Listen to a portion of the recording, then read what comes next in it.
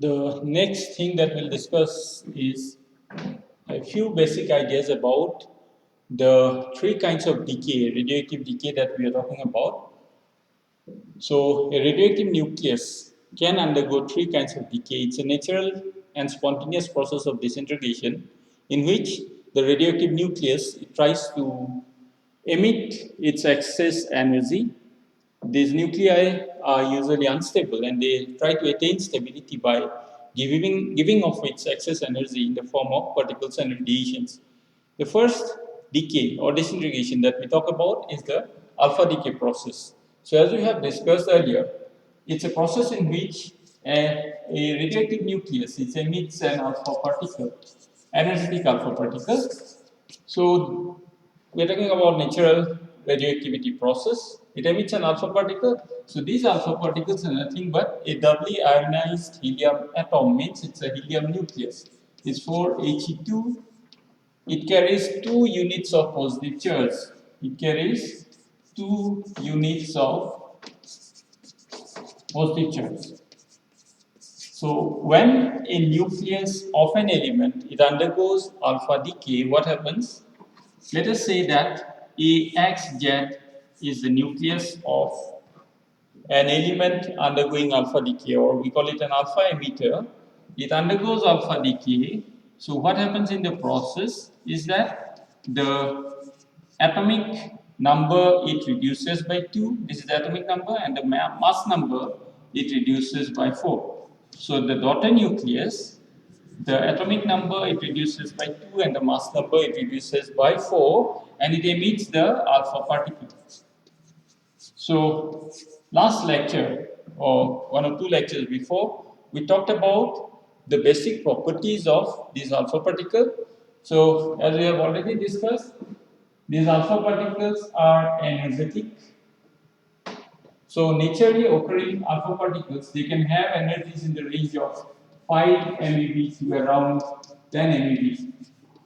Alpha particles emitted from different alpha emitters have been found roughly to have energy in this range. So MeV stands for mega electron volt, and 1 electron volt is equal to 1.6 into 10 to the power minus 19 joule.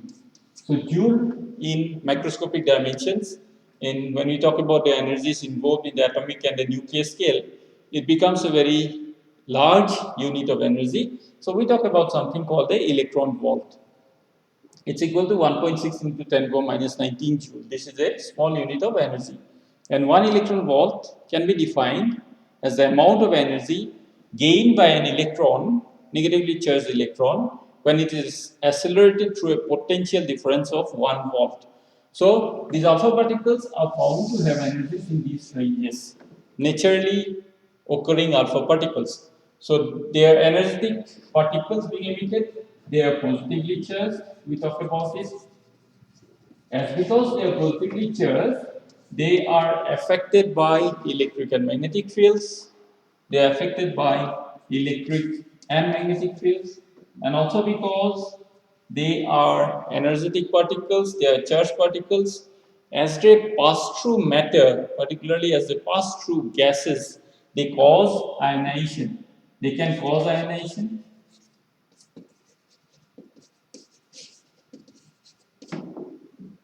Also, they possess penetration power. They can penetrate through matter,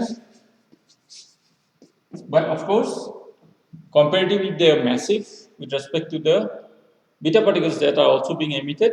So their penetration power is relatively a bit less. They can pass through matter, of course, and last of all, we can talk about they can affect photographic plates.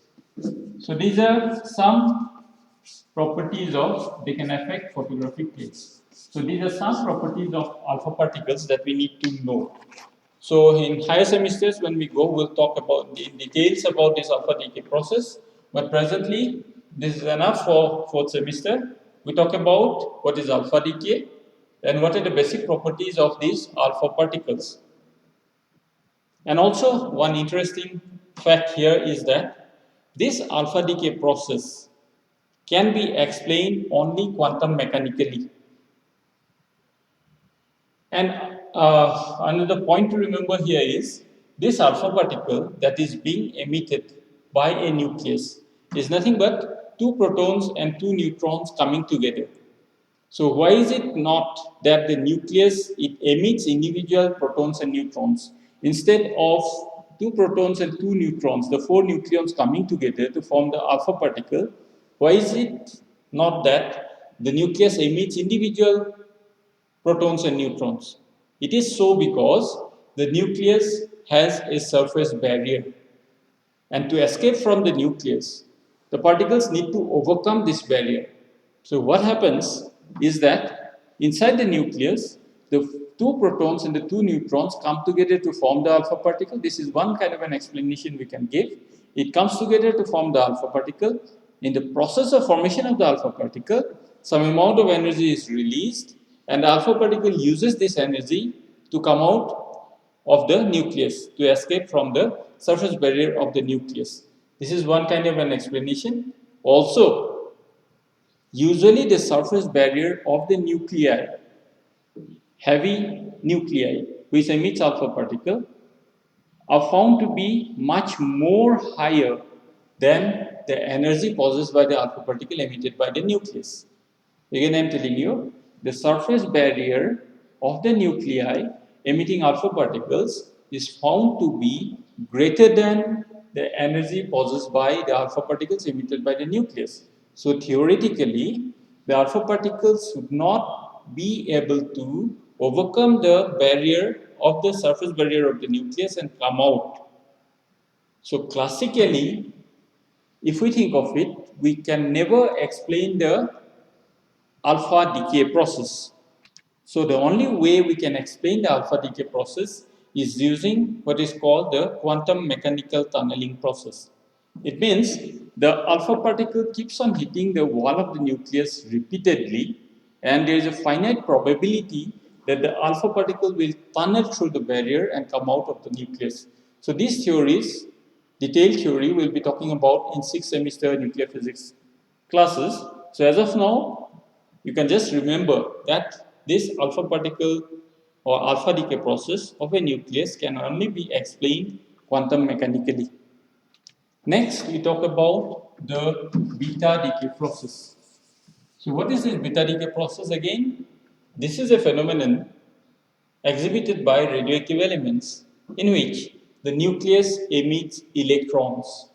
Now this is quite interesting because as such we know the nucleus is composed of the protons and the neutrons. So where from these electrons are coming? How is it that a nucleus which does not have electrons emit electrons in this decay process? So what comes to our rescue is what is known as the Yukawa's Meson theory. We won't go into the details of the theory, but what basically we can understand here is that the protons and the neutrons inside the nucleus, they keep on transforming itself from one form to another. So in this beta decay process, in which a nucleus, let me say AXZ, when it undergoes the beta decay process,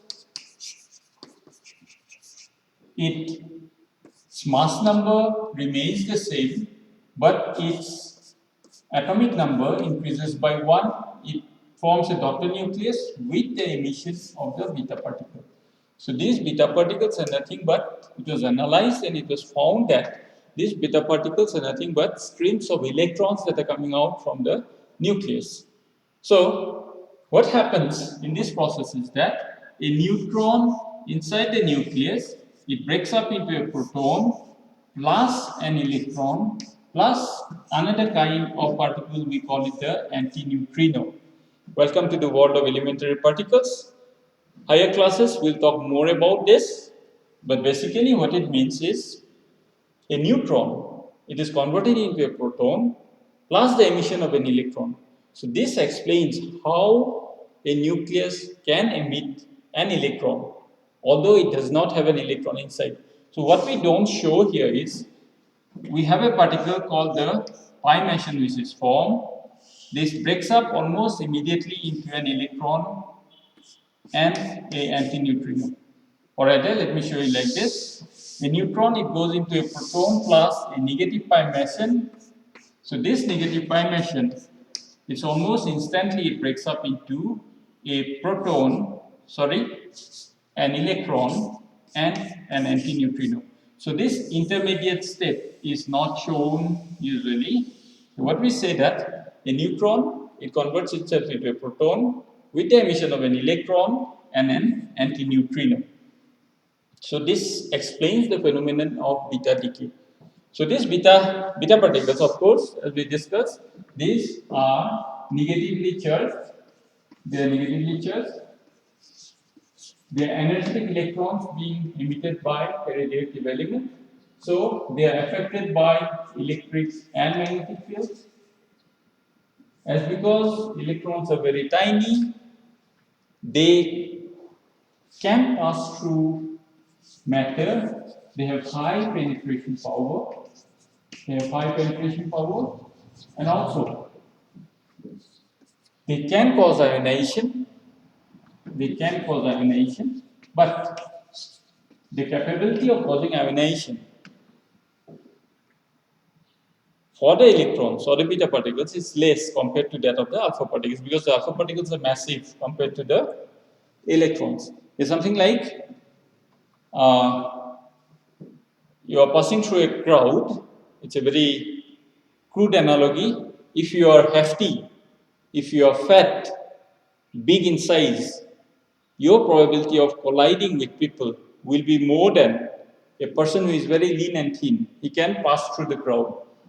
So if I imagine an alpha particle and an electron passing through a gas, the probability of collision of the alpha particle with the gaseous atoms and molecules will be much more compared to that of the electron. As a result, the ionization capability of alpha particles will be much more than that of the beta particles, and hence the penetration power of the beta particles will be much more than that of the alpha particles. Okay, the last kind of decay we talk about is the gamma decay process.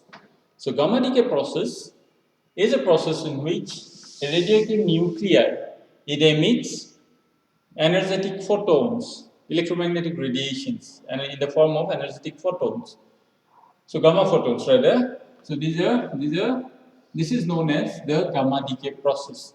So what is found usually is that a radioactive nucleus, after undergoing a series of decay, or after undergoing alpha and beta decay, it sometimes still remains in the energetic state. But if the energy of the nuclei is not, or the nucleus is not enough to undergo any further alpha or beta decay, the excess energy needs to be shedded by the nucleus. So what it does, it comes down to the ground state by emitting the excess energy in the form of gamma radiations. It simply means any natural system, it can't remain in the excited state forever. So a very common example I keep on giving is, if somebody tells you something, if somebody hits you, you get angry.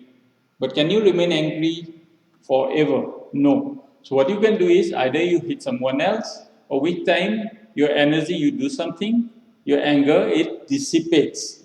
You have a hot cup of tea in the morning, you prepare a hot cup of tea, just leave it there, what happens? It gives off its excess energy, thermal energy, till it reaches an equilibrium with the surroundings.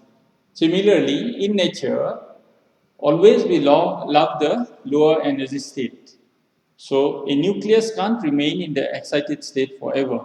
So after undergoing alpha and beta decay, if it so happens that the nucleus, it still has excess energy, but it's not enough to undergo a further alpha or beta decay, the nucleus will come down to the ground state by emitting its excess energy in the form of gamma radiations. So this is all about gamma radiation.